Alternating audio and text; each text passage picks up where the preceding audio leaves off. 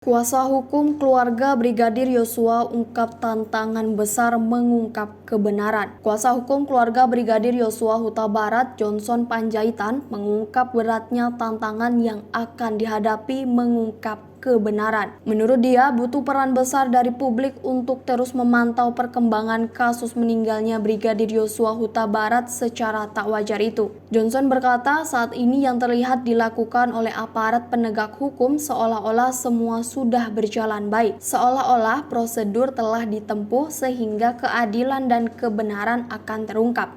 Ungkapnya pada Kamis 28 Juli 2022 kepada tribunjambi.com di Kota Jambi. Dia menyebut prosedur untuk mengungkap kebenaran harus benar-benar dijalankan dengan baik, bukan seolah-olah sudah dijalankan. Kalau prosedur-prosedur ini tidak ditempuh secara baik, terutama autopsi ulang ini tidak dilakukan secara benar, maka itu hasil autopsi jadi berkas dan disidangkan, ungkapnya.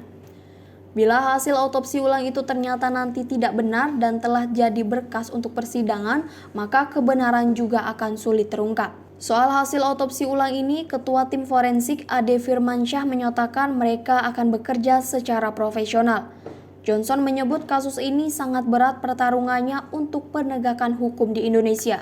Jadi harus kita perjuangkan. Itu baru soal berkasnya, soal kasusnya, ungkap Johnson. Selain itu, ucapnya ada kekuatan besar di tubuh Polri yang berpotensi membuat kasus ini tidak terungkap. Sejumlah perwira yang telah dinonaktifkan tersebut, kata dia, merupakan bagian dari Satgas tersebut. Terkait hasil autopsi ulang Brigadir Yosua Huta Barat, kata dia, keluar dalam 4 hingga 8 minggu. Pihaknya juga mempertanyakan apakah benar TKP hanya di Duren 3. Kalau kontak terakhirnya itu pukul 10.58, lalu Polres mengatakan mayat tergeletak pukul 17. Apakah benar TKP cuma di Duren 3? Itu harus terungkap, ujar Johnson. Dia meminta polisi agar bisa mengusutnya dan kasus ini harus cepat untuk diselesaikan. Sikapi LPSK. Menurut Johnson, saat ini soal perlindungan saksi menjadi problem besar. Mengadu ke LPSK bisa jadi tak bisa menyelesaikan masalah. Bagaimana kami mau ke LPSK? Mereka sudah menunjukkan lebih menangani istri jenderal dan jenderal, ucap Johnson. Dia mengatakan LPSK sama sekali tidak memperhatikan keluarga korban selama ini. Korban ini bagaimana? Keluarga ini yang tertekan dan diancam-ancam bagaimana? Terang Johnson. Sementara itu, Kapolri sebelumnya mengatakan tim khusus dibentuk untuk membuat kejadian terungkap seluruhnya. Tim khusus yang dibentuk Kapolri terdiri dari Komnas HAM, Kompolnas, dan Polri.